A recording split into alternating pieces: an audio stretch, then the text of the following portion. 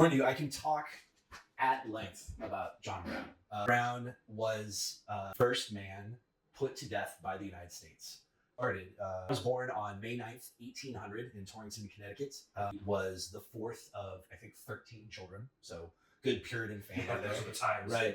Small families. Yeah. He was named after Captain John Brown, his grandfather, who fought and died in the Revolutionary War in New York in 1776. John described his childhood as poor but respectable, which was really modest because his dad, Owen, actually owned one of the larger tanning companies, hide tanning companies in the area. It seemed that no matter how... Not spray cans. no matter how many times John bankruptcy in his life, and it was multiple, he still found a way to just pick himself up by his bootstraps with, I believe, Dad's money. Right. He moved to Hudson, Ohio, very much the wilderness area of the state. Soon became the largest anti-slave area in the country, pro area of the northern states. Brown, his dad was active in Hudson's anti-slavery work. He maintained a safe house for the Underground Railroad fugitives. John Brown had an incident where he was for a farmer leading cattle from one ranch to another. This farmer had a young black boy working for him. John Brown was 12 years old, as was this other kid. The kid was beaten with an iron shovel, and his boss, the man at the time, why would he do that? And he said, well, he's a slave, I can't. And that is what he told his family was probably the most formative experience of his youth, set him on this trajectory for abolitionism. Child in Hudson, he frequently worked alongside blacks and Native Americans. He learned some of the Native American languages, accompanied them on hunts, and hosting them at his family, at his childhood home. He left to attend Amherst College. He was pursuing a liberal education to become a gospel minister, but he had a chronic eye condition that prevented him from long reading in the library, so he had to leave school. Came back to Ohio, working under his dad's tutelage.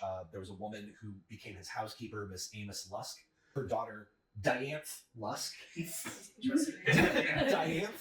caught John's eye, and John described her as a remarkably plain but neat, industrious, and economic girl of excellent character, earnest piety, and practical common sense. So he was. She put a TH on it. He was a real. That's it. He was a real romantic. Yeah. Industrious and economic and remarkably plain. John moved to Pennsylvania. He bought 200 acres. He established another tannery in Pennsylvania, and also subsequently built a number of buildings within which to run this tannery, which also became a very important spot on the Underground Railroad. His 10 or so years there, I believe he personally helped relocate 2,500 enslaved people to Canada and building a network of like-minded wealthy landowners to build out their own stops on the railroad. Money from the tannery, surveying roads, and delivering mail. Then President John Quincy Adams named him Postmaster General for the Randolph Township in Pennsylvania. 29, some white families asked him to help drive away a Native American tribe who hunted annually in the area, and John called the act mean, saying, quote, "I would sooner take my gun and drive you out of the country."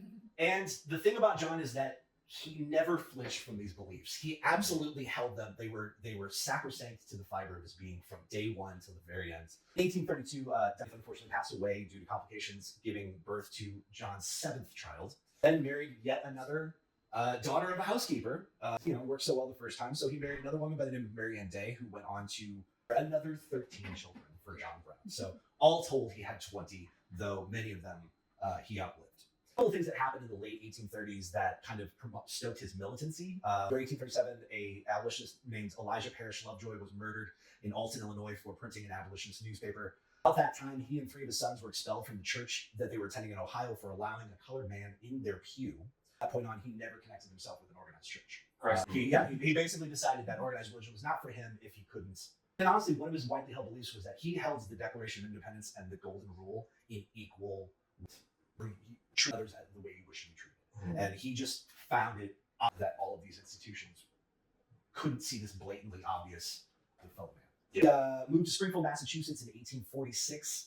An agent for selling wool, raised in Ohio, but he was still secretly working on his scheme of emancipation. It was said that he had been working on his plans for Harpers Ferry for 20 years, secretly, off and on, just kind of working on building connections, getting some money, getting some donators, a collection of the business owners in the New England colonies known as the Secret Six, that he was working with directly. And aided the successful local Underground Railroad. He met with nationally known abolitionists like Sojourner Truth and Frederick Douglass. Douglass once said that John's zeal in the cause of freedom was infinitely superior to mine.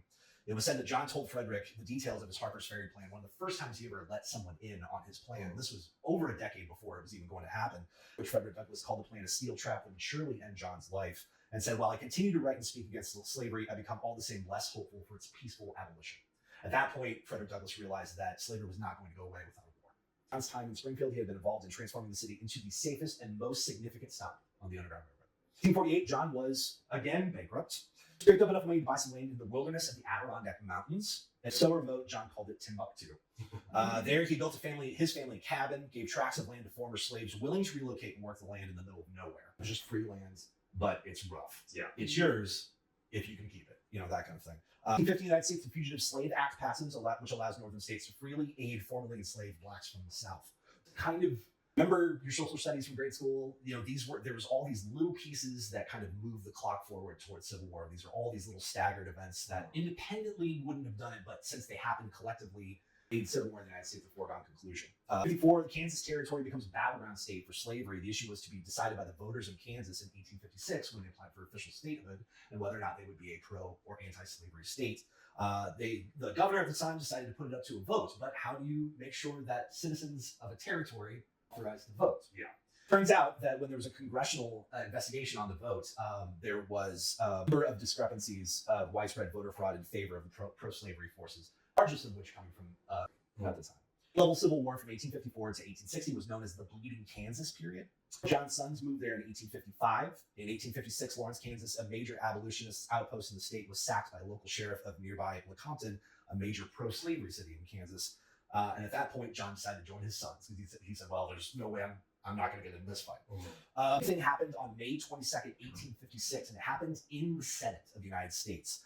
Representative Preston Brooks was a pro-slavery representative from South Carolina, had a walking cane, and he beat Senator Sumner, abolitionist from Massachusetts, to near death on the floor of the Senate. He considered symbolically the breakdown of reasoned discourse between the North and the South that led to the American Civil War. When John heard about this, he was outraged not only by those that were pro-slavery and what they would resort to, but also by kind of the almost milquetoast response. Abolitionists saying, well, that's not a senator. Let's have some decorum. Gentlemen, this is the war room. That kind of thing. That's where he finally gave one of his most famous quotes: "These men are all talk. What we need is action." At that point in John's life, he decided he was the mantle of being a force for change. He did, in a lot of respects, for better or worse, himself a tool of God for abolitionism. And on May 24th, I believe, 1886, under John's supervision, a group of his sons and other abolitionist settlers rounded up and killed 5 prominent slave hunters. A soldier and a deputy U.S. Marshal named Henry Clay Pate, upon hearing of the murders, set out to capture John Brown. Henry had about 30 men with him. John Brown and his militia captured him and took 22 militia members prisoner. Now, at that point in Missouri, there was a U.S. General John W. Reed in charge of 300 men and said, well, I can certainly move my 300 men. And so he proceeded to march his 300 men from Missouri into Kansas to arrest John Brown for these murders. John and his army had to flee, but not before killing 20 soldiers, wounding 40 others. He was outnumbered 8-1, and simply through knowledge of the territory and guerrilla warfare style tactics, allowed himself to escape, him and his army. Another 2,700 soldiers and pro-slavery civilians were prepared to then march in Lawrence, Kansas, until Governor of Kansas John W. Geary ordered both parties to disarm and disband and waived all charges. Basically said, look, if you killed someone, either side, I don't care, we're washing it, just walk away. I fight. I don't want any more bloodshed in Kansas. At the point, John knew it was time to enter Harpers Ferry. So he spent all of 1857 traveling, Massachusetts, New York, Connecticut, amassing money, weapons, connections. He met with one African-American entrepreneur of note named Mary Ellen Pleasant, who donated $30,000 at the time, which in today's money is about $1 million. In Boston, he met with Ralph Waldo Emerson and Henry David Thoreau, with networking and putting him in touch with these well-to-do businessmen. In Chatham, Ontario, he finally meets Harriet Tubman, whom he calls from that point on General Tubman. A fan of her work, to say the least. And Harriet Tubman, in kind, put him in touch with a lot of local groups and safe houses in the Maryland, Virginia area, which would take place, which would be the backdrop of Harpers Ferry. Not with one too many people, however, because someone ratted him out. They ratted him out to Massachusetts Senator Henry Wilson, who alerted the United States military, and he had to go into hiding after really kind of spilling out his entire plan of taking over this fort named Harpers Ferry. He went into hiding for 6 months, and you'll never guess where he decided to hide. Lawrence, Kansas, right back at the scene of the crime, where he was absolved of 5 murders of slave catchers. The last place they would look for this guy. 6 months he waited until he began his campaign back to the east, and he basically led a militia through multiple cities, through multiple safe cities through the north, amassing supplies. He lost a lot of his big name donors because of that 6 month break, but he tried to get back as many weapons and money as he could. He had a very simple plan when it comes to taking Harpers Ferry in Virginia on October 16th, 1859. The plan was to take the armory, then take the town, then buy a rifle factory, and free the slaves, which was roughly a third of the population at the time, and from then move the army south for further emancipation. He had drawn up a Declaration of Independence while he was in Canada alongside Harriet Tubman, basically saying, no, this is the new free states of the United States. It was meant to only take prisoners from those who disobeyed and fight only in self-defense. And there's varying reports on how stringent he was on the don't take a life kind of thing, because it was more like surrender or die kind of. It was like, hey man, if you'd like to walk away from this fight, that's great. Just put down your gun and never do a slavery again. That would be great. The capture of Harpers Ferry was quick. It happened in hours. There was only one man guarding the armory because the rumors died out after 6 months. He then took his army to the local barracks, which was led by Colonel Lewis Washington, great-grandnephew of George Washington. He then makes a fatal mistake. There is a Baltimore and Ohio railroad. After taking a train through, he had flagged them down at Harpers Ferry. At that point, he had control of the telegraph because he had control of the major outposts of the buildings. But instead of taking a train captive and the crew, having to explain where the train was and why it was late, he basically said, okay, go on. After immediately gets to the next town and telegraphs people. Henry Wise, the governor of Virginia, Vice President James Buchanan. So at that point, the jig was up. A standoff ensued between John's men and the local militia, who was later joined by the United States Marines. 2 days later, John and his men were surrounded in the engine house of Harpers Ferry by an entire company of the United States Marine Corps led by Robert E. Lee.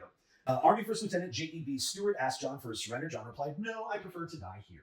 Captured, shot in the kidney, and beaten for 3 to 5 minutes. So John's men killed 4 townspeople and 1 Marine. After his arrest, John engaged in extensive correspondence, giving interviews to reporters or anyone else who wanted to speak to him, because it was his city at that point. Like, here's why I did it. I want to get out in front of this. I don't want to be painted the bad guy. I don't want to be painted this, that, or the other. This is specifically why I did it. They had a just and humane jailer in Jefferson County, Virginia, by the name of Captain John Avis, who went so far as to host John's wife, Mary Ann, for what would be John's last meal in his apartment at the jail. So it was his jailer, his jailer's wife, him and his wife, basically having his last supper. Yeah, it's a great double date. It's I mean, it's All doing is looking for romantic ideas out there. what's awkward is you get to the point that we're like, we should do this again sometime. Yeah. Oh. Trial. Well, this was the first time federal versus state jurisdiction to play for a criminal trial. Buchanan cared whether or not he was prosecuted under federal or state law. He just wanted him prosecuted. U.S. Attorney for District of Columbia, Robert Ould, said that John's crimes were committed on federal land, so federal charges couldn't be brought. And believe it or not, murder was not a federal charge at the time. That was more of a local states issue. We don't want to get into messy little whatever you guys got fight into. He declined to prosecute from a federal standpoint. Whereas the Virginia governor, Henry Wise, comes back and says, oh, we will absolutely prosecute you under the name of the Commonwealth of Virginia, as it has laws against murder, treason, and inciting an insurrection. It was a local court. It took place in the county courthouse. The city was immediately inundated by 2,000 troops, immediately put on lockdown. It was basically a military installation at that point. They had parked cannons outside the courthouse as a show of force, saying that justice will prevail and no one better think about trying to break this guy out. And yet people did. A buddy, Silas Soule, who had a brilliant plan of going to the town, getting drunk, getting a bar fight, getting locked up next to John Brown, and then figuring out the rest after that. He didn't really have a plan at that point, but it was more like, get into the jail, and then we'll figure it out. And John did tell him that at age 59, he was too old to live a life on the run from federal authorities and as a fugitive, and wanted to accept his execution as a martyr for the abolitionist cause. The trial was 3 days long. John wanted to have his own for the trial that was provided to him. The judge said, no, it's going to take him 2 days to get here. Here's your court-appointed attorneys. Guess what? His court-appointed attorneys loved them some slavery as well. They did put up a fight. Typically said, listen, the crimes have been committed on federal lands. Commonwealth of Virginia has no jurisdiction. Threw that out. Okay, well, some of the crimes happened in Maryland, so Virginia can't convict you for a crime committed in Maryland. Judge threw that out. Point they basically went with not guilty by temporary insanity, something that John Brown specifically thwarted in letters to the judge, saying, I will not participate in this defense. I knew exactly what I was doing. I was happily doing it the entire time. And if you really want this sham of a trial to continue, just kill me now. It was a 3-day trial. The jury deliberated for 45 minutes before convicting him of all 3 charges. Then gave what is probably one of his most profound speeches. Position of the trial, we said, Judge says, you have any last words? Just a small excerpt. This court acknowledges, as I suppose, these are John Brown's last words. This court acknowledges, as I suppose, the validity of the law of God. I see a book kissed here, which I suppose to be the Bible, or at least the New Testament. That teaches me that all things whatsoever I would that men should do to me, I should do even so to them. Matthew 7:12. It also teaches me further to remember them that are in bonds, as I am bound with them. Hebrews 13:3. I endeavor to act up to that instruction. I say I am yet too young to understand that God is any respecter of persons. I believe that to have interfered as I have done, as I have always freely admitted I have done, in behalf of his despised poor, was not wrong, but right. His speech was printed in full in over 50 newspapers in the United States, which was kind of an unheard of thing at the moment. This trial was the trial of the century. Everyone was covering it. Convicted, and part of, if John Brown's fatal mistake was letting that train go at Harpers Ferry, his mistake was enforcing the 30-day wait period before punishment. Once you were convicted of capital punishment, you had to wait 30 days before you were executed. In that time, letters from around the world started showing up at the doors of United States senators, congressmen, the president himself, basically saying, don't kill this guy. What are you doing? This is ridiculous.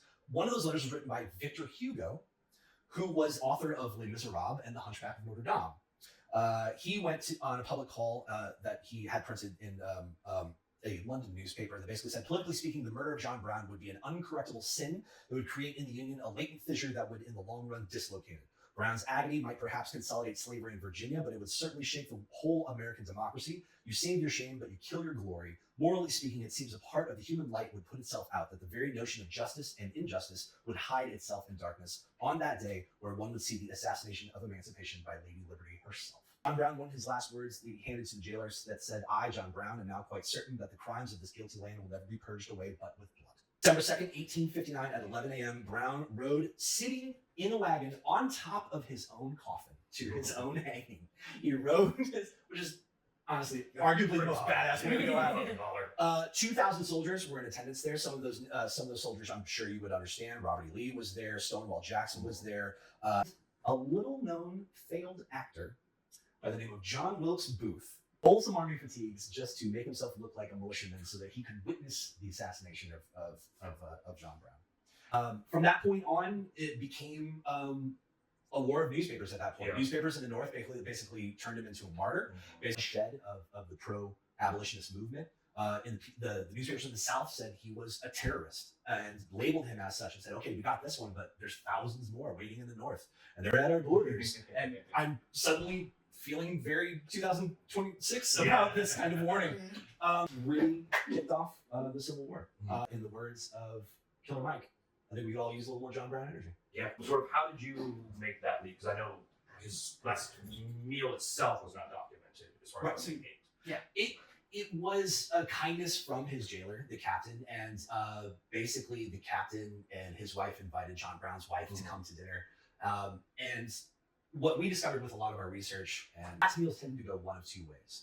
They were either extravagant to the point of excess, or they went to comfort foods. Yeah. At the time, one of the most common comfort foods was in the region, was New Brunswick stew, which was made with either chicken or squirrel, depending on what was available.